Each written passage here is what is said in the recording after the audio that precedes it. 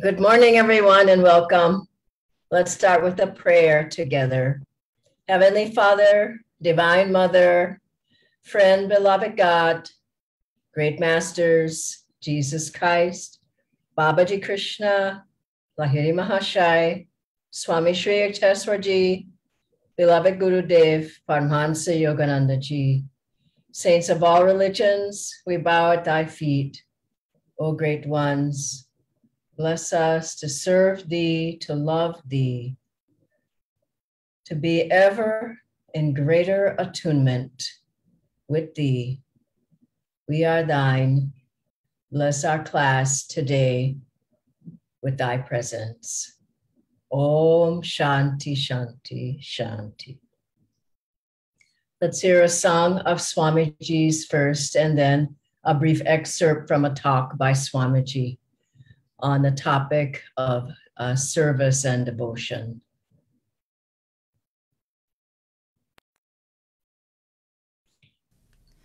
Lord, may we serve you all our days, ever rejoice to sing your praise, as we together your wisdom seek. Charge us with truth whene'er we speak. Lord, may we ever know your will. Come to us when our thoughts are still, as we your guidance with joy receive. May we as one your bliss achieve.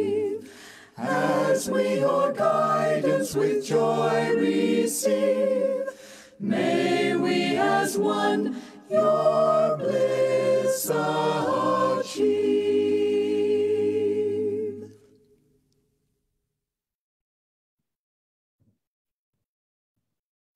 So always look, again, not for what people are giving you, but for the people who are giving it, for what spirit they're giving it with.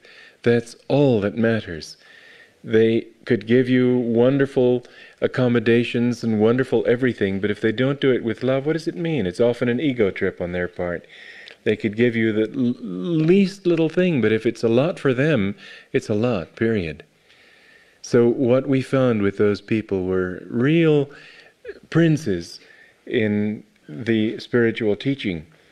And the same thing everywhere. The thing that makes a gift worthwhile is not what the gift is, but the love behind it.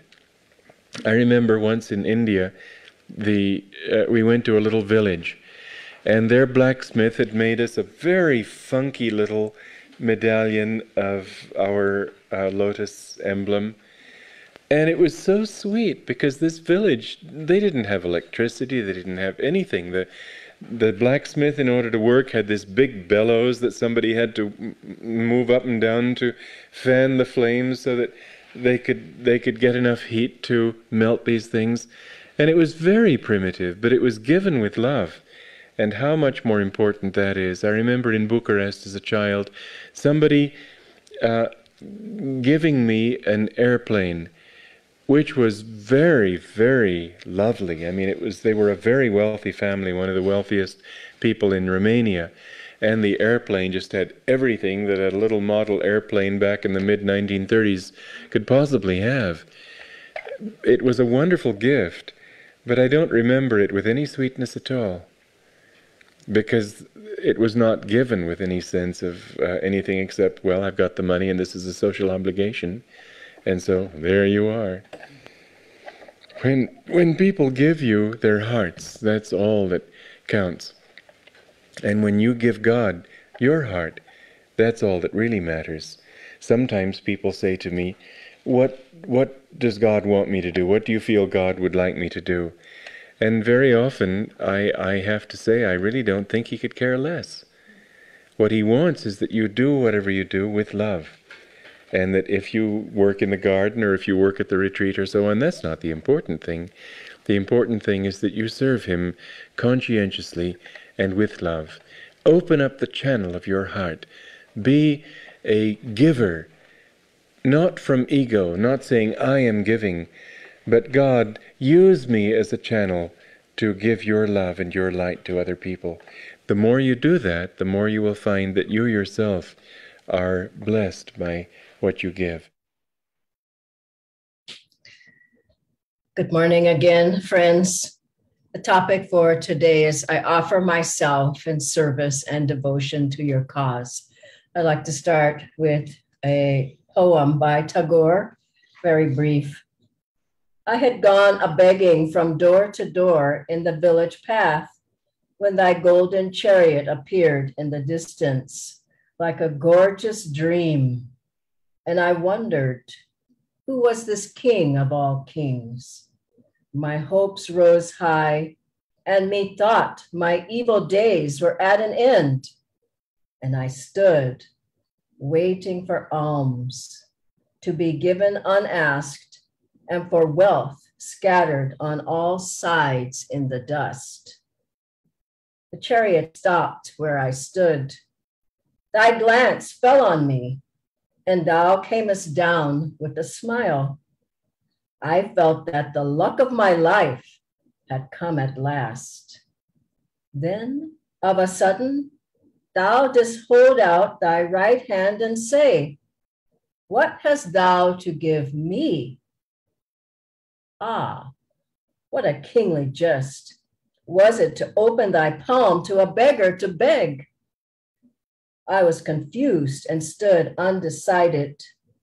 And then from my wallet, I slowly took out the least little grain of corn and gave it to thee.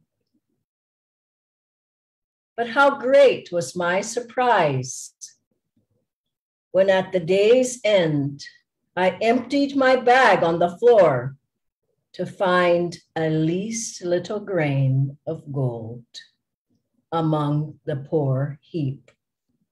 I bitterly wept and wished that I had had the heart to give thee my all.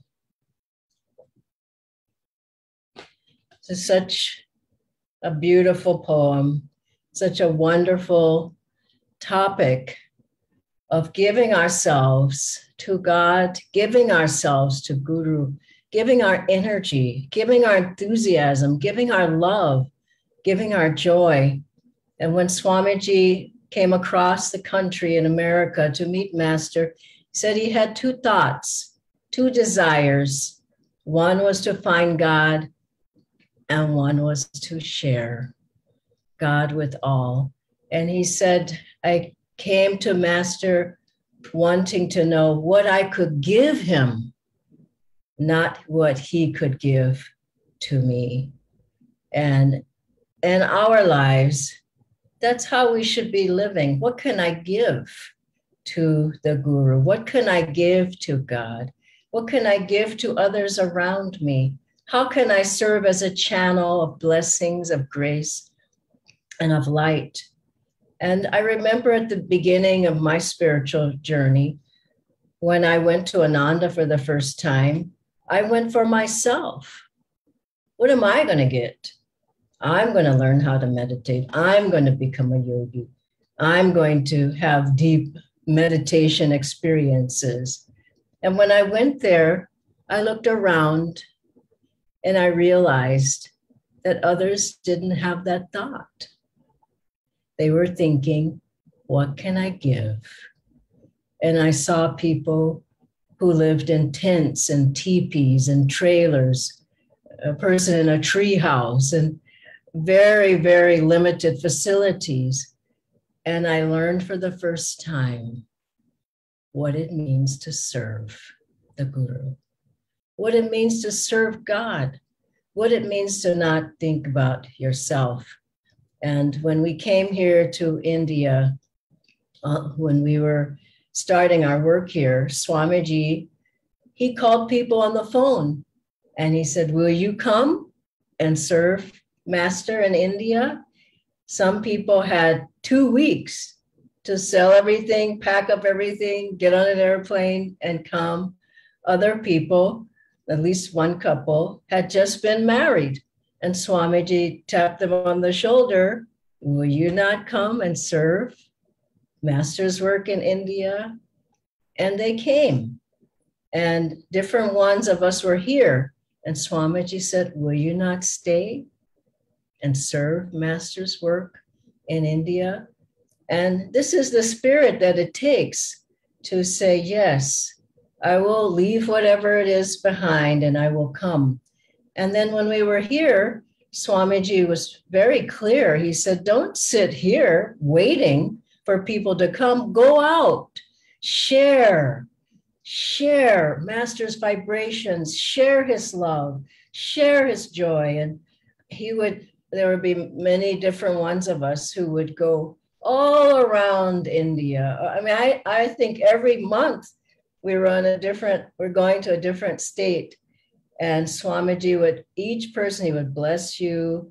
And then he would say, now, where are you going? And he would say, go out and share Master's teachings and his vibrations. And we would go and teach level 1, level 2, level 3, just keep going. Each state, level 4, I remember going around so many places, looking for places for giving talks and places to give Kriya, new centers. And it was all for the Guru. And when Swamiji first came to Master, he came, as I said, across America from the east to the west coast. And he was at one of the satsangs with Master. You probably remember the story from the film, Swamiji's Master's life. And so Master, he's giving his talk, and then at the end he says, and someone has come all across the country. They read my book and they came across the country to be here. And he looks out and he says, Walter? Swamiji had never been called Walter before. He looked around, who is Walter? He says, Walter? And so Swamiji stands up and he introduces him to people. It's so dear because he knows that Swamiji has come to give his life to God and Guru, in service and devotion. And he said to Swamiji, many have disappointed me, but you mustn't disappoint me. What did he mean by that? That many had come for themselves. They didn't come to also help to spread Master's teachings. So what does it mean? I offer myself in service. I offer all that I am. I offer my ideas. I offer my inspiration. I offer my energy. I'm willing to serve in whatever ways that are needed. And as we do that, then other opportunities come and we're able to serve in more and more ways. I offer myself in service, and we may not even know how. Many assignments I was given, I had no idea what to do. But Master came through. I remember once Swamiji said, as I was leaving my seva in Italy, coming back to America, he called on the phone and he said, now it's time to leave this assignment. And he just said these 3 words, go to Africa. And I said, oh, okay. I didn't quite know who am I going to see in Africa? Where in Africa? How do I get there? But he didn't tell you those things. He expected you to figure it out yourself. And I did go there for 3 months teaching Master's teachings. But all of us will have ways that we can serve. And what does it mean to serve with devotion? Committed, I'm serving with devotion, committed to your mission, to your work. It means that we're trying to spread Master's mission. If it's in communities, if it's in education for life, if it's in the techniques, Kriya Yoga, if it's getting a foundation to keep Master's work going, beyond our lifetime, we're committed to, with devotion, to Master's mission. And I was remembering also, there's so many ways you can serve. There's teacher training in meditation, teacher training in yoga. There's serving at your center. There's healing prayers. There's a healing prayer sangha. You could help pray for people. There's so many things. And I recall for myself that everyone has particular things that they can offer to the guru. And as I said, it doesn't mean that you really know even how to do it. And I was recalling a friend of mine at Ananda Village who she was given this big assignment. And she's been at it now for about 20 years. I just talked to her the other day. And she said, Dhyana, I didn't know anything about what to do. But what did she do? She trained. She flew to another state and took a program and trained in how to do that particular seva to be able to offer it to Master. So we can't just say, no, I don't do that. I don't know how to do that. I recall Swamiji saying to me, well, Dhyana, you should learn Hindi. This was way back when I first came, 2005. And I had spoken in Italian when we were in Italy. I'd learned Italian. And so I had a knack for languages. He knew that. But that was many moons ago when I was in Italy. But anyway, I said, okay, Swamiji, I'll learn it. And I remember I was studying. I didn't have a teacher, but I was trying everything. And someone said one day, oh, Swamiji Dhyana, she's speaking well in Hindi. And this was, many, many years ago. And so Swamiji said something to me in Hindi, and I didn't know what he said. I said, what is that, Swamiji? And he said, yes, she's speaking wonderfully. But I just kept trying and trying. And some of the last words counsel that Swamiji gave me before he left India for the last time was, he said, Dhyana, why don't you learn the Hindi script? And I said, why? And I went, oh God, I shouldn't have said that. And he said, why not? He wanted us to, whatever we could offer the guru, to offer it. And now my Hindi's much, much, far better than it was when I first started learning. I can even do some of the Kriya parts in Hindi. But I say that to say that everyone has ways they can serve. And as you serve, you find that your life is so blessed. There's nothing like serving the guru.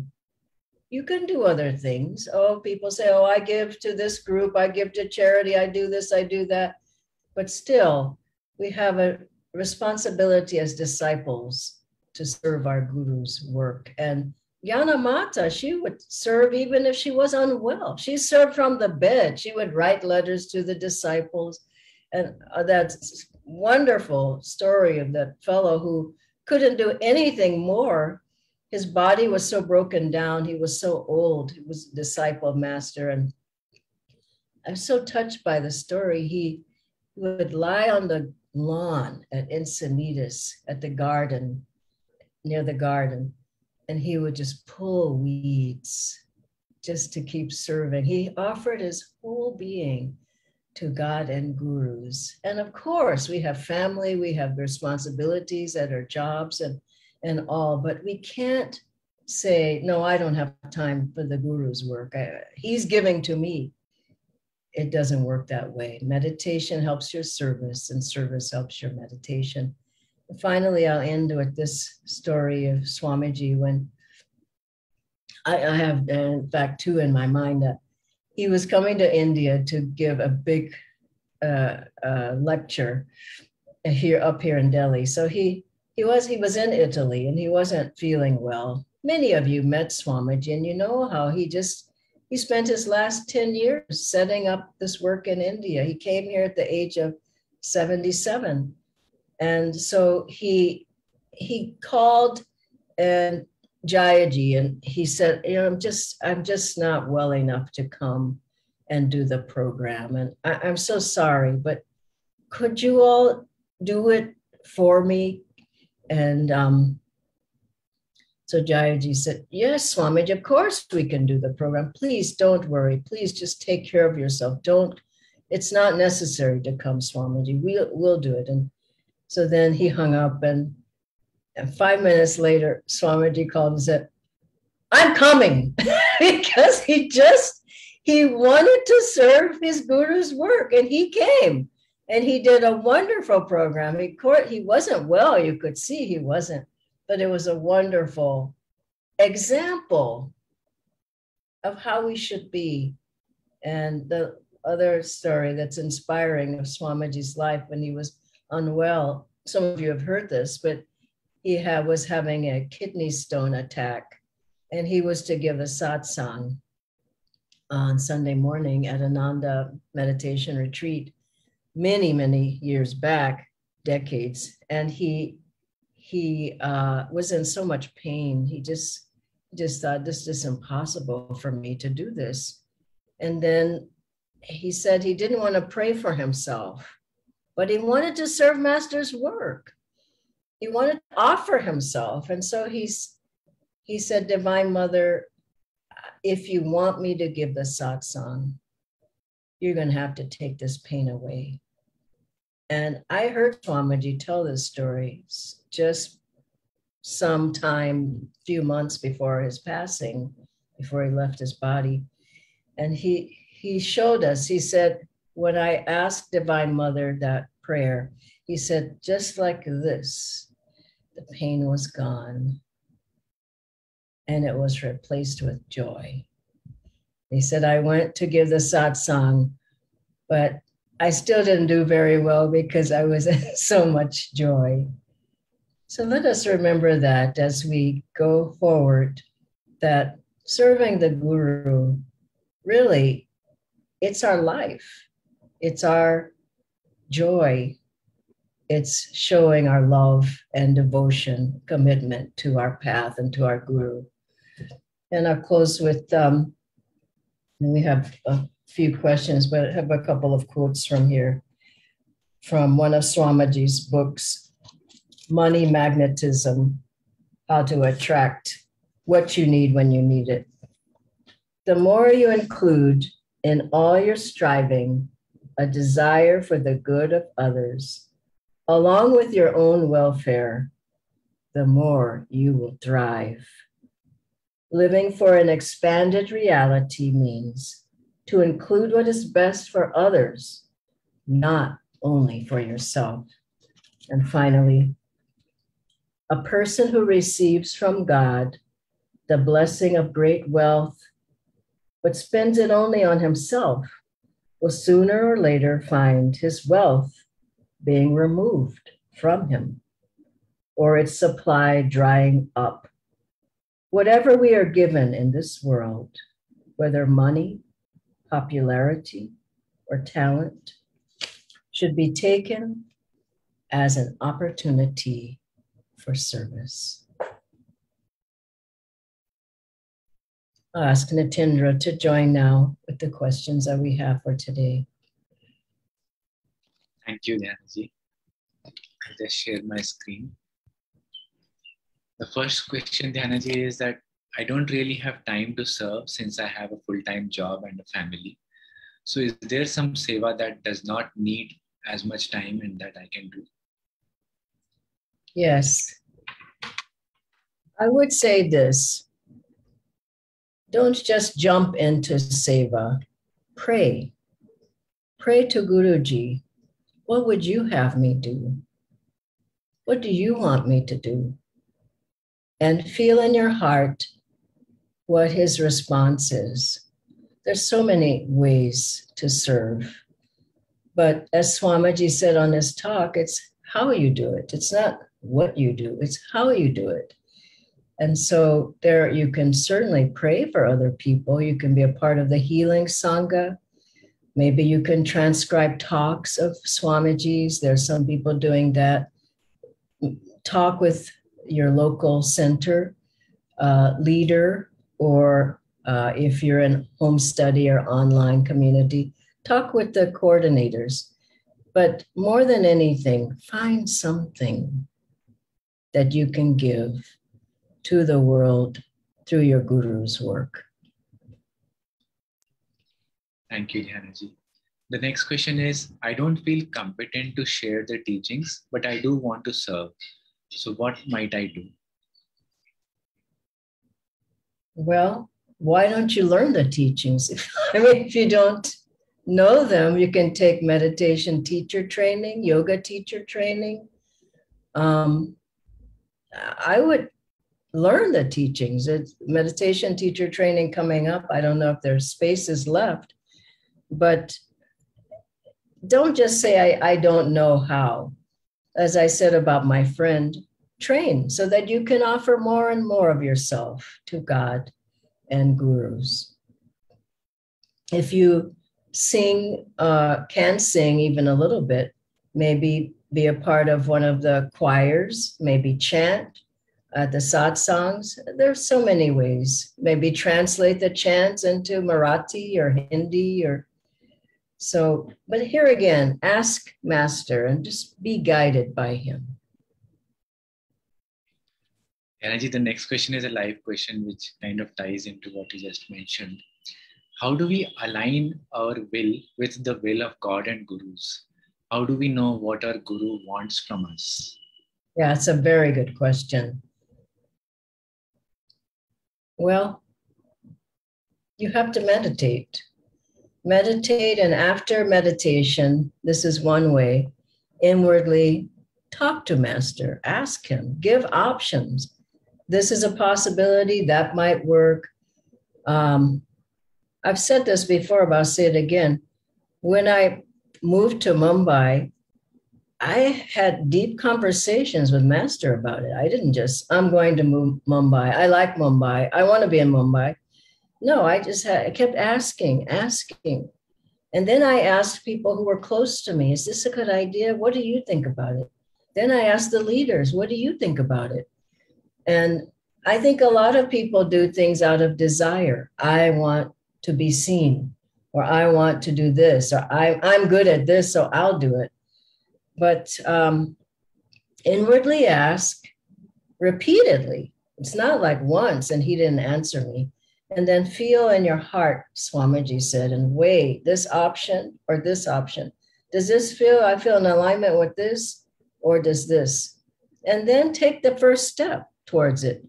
And if the door is open, that typically is saying that it's right for you.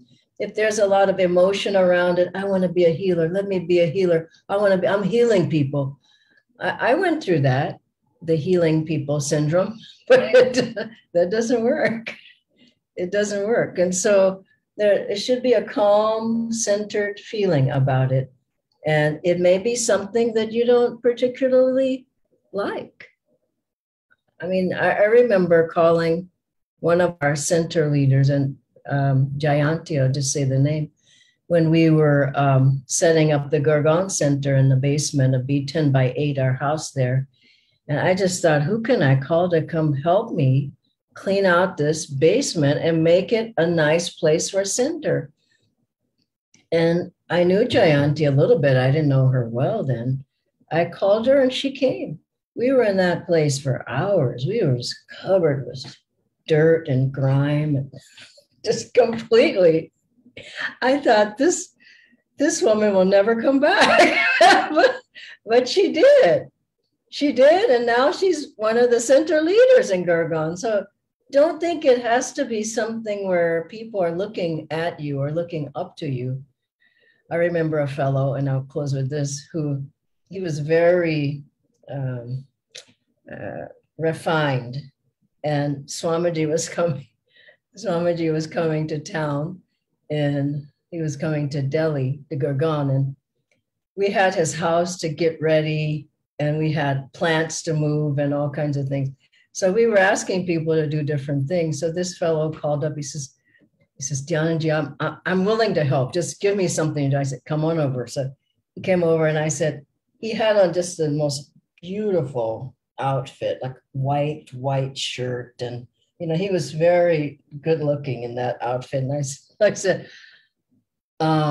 I don't know if you do this kind of work that we need right now, but we need to get these planter pots over up the stairs and on the balcony, Swamiji's balcony. And he didn't miss a beat. He says, okay. And by the time it was over, you can imagine how that white shirt looked. But Swamiji greeted him so sweetly because he knew he had put himself out. That man had put himself out. So it's not, I want to emphasize, it's not glamour and glory. I've not found any glamour and no glory. So if you're looking for that, you're looking in the wrong place. Thank you, Dhyanaji. We have another live question. And this is, in meditation, we are told to be regular, to do meditation daily. Is that true for service also? Or can I serve, let's say, once in a year or in some? Oh God, no, once a year. No way. You should be serving all the time. Even just in your thoughts, that you're putting out good vibrations. You're sending vibrations of peace. You're helping anybody who's around you. I told someone, the people who serve here in the house, I told them to go downstairs and give something to one of the cleaners. I said, and give it in the name of our guru. So do things in the name of Master. Meet people on the streets. Master told Peggy Dietz to go to parties.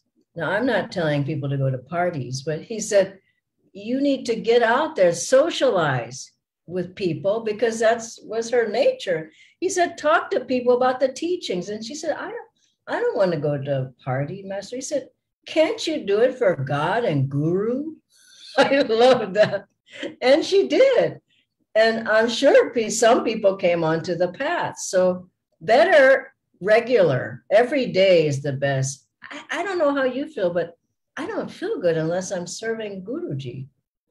I don't, even in meditation, I'm meditating for peace, world peace. I'm sending out vibrations of love. I'm sending out joy. Not, is my Kundalini going to rise and the chakras going to open and am I going to go through the tunnel of light? And, even meditate for others, pray for others. Do something every day for your guru. Does he do something every day for you? Put it that way. All day he does for you. So do something every day in Master's name. And you'll find, wow, your life just takes off in a wonderful way. And so maybe we can take 2 more questions. We are a bit over time. Okay. First is, sometimes people get into ego once they start serving in certain ways, especially like teaching. I don't want this to happen to me. So what should I do to avoid this? That's a good one. So I'm laughing because there's the story with Master with one of the teachers and Master's work. And this man, I think he was kind of nice looking. I'm not sure, but he at least he thought he was nice looking and that he was a good teacher. And so Master had fun with him. All the girls or ladies were kind of looking at him, in a particular way. So Master one day put a turban on the man's head at a function, and the turban was kind of, not put on right, and this fabric coming down, and then it was coming over the man's eyes. Everybody saw it. Divine Mother will reduce you. If you don't be humble, she will humble you. That's what I've seen with people. And, you get up there and you can't find the words, or you forgot everything you're supposed to say. So you can't play with the Divine Masters. You can't play with Divine Mother. And as you teach more, what Swamiji said, I don't teach anybody anything. I just share. I love sharing. So as you do that, you cleanse yourself of ego. You can't say, I don't want to. Swamiji said to Master, I don't want to be a teacher because of that reason. People get into ego. And Master said, well, they'll learn to like it because it's what you're going to have to do. So he protected him. And I know people here who went to Swamiji and said, we saw people falling left and right at Ananda and said, Swamiji, we don't want that. And I remember him saying at a certain point, you won't have that problem. So you have to be in alignment with master, not the I am principle. What about me? And I don't know hardly any teacher of Ananda that loves to teach. You know, I love it. It's just not a part of the whole service to master. Isn't I love to do it. It's like I do it because I love my guru and I love God. Thank you, Dhanaji. The final question is on the monetary aspect. So is it essential to give a monetary offering? And like, how can I give financially to master's work? Do I have to give it to my center? And generally, what is tithing? Yeah, it's a good practice to give monetarily because people are so much hanging on. Money is one of the biggest delusions. And I know I can't give. I can't give 1,000 rupees. No, 5,000, forget it. No, I just can't give anything. But just think how God has taken care of you, how Master's protected you, taking care of your family, you and your job. And so giving to the Guru's work it's a part of our spiritual path. I mean, giving in some way. I mean, you give energetically, but if you can give financially, you can help Master's work to grow. And I remember someone recently gave me a gift. And I just felt inwardly, this is for Master. And I just gave it immediately to the Sangha. And so you'll have opportunities to give. I mean, I don't know how you all feel, but people have too much. People just are loaded. They're loaded. I mean, my neighbor here, he's just got another new car. There's 5 cars in that family, all really expensive cars. And there's only 2 drivers. Why?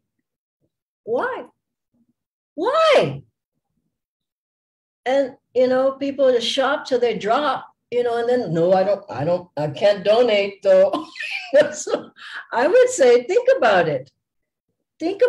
And whatever you can give it with your whole heart. Don't give it saying, oh, I gave, now he's got to give me. This is wrong. The man who put the $100 bill in the offering, Master said, the man said, he put $100 bill in there and says, now God's got to give me something. And Master said, listen, God was already the $100 bill. And so you can't think of it that way. So help your local center, whatever part of the work you can help. And tithing is giving 1/10 of your earnings. That's what tithe means, 1/10. Now, if you can't give 1/10, give less. Give whatever you can, but it breaks your delusion about money. That's what I've found. If I say I give the first gift from my salary or whatever, I give to God, and everything else will flow wonderfully. Okay, Natendra, we've gone over time today, but it's a good topic. Thank you. And thank you, everyone. Have a wonderful day. God bless you.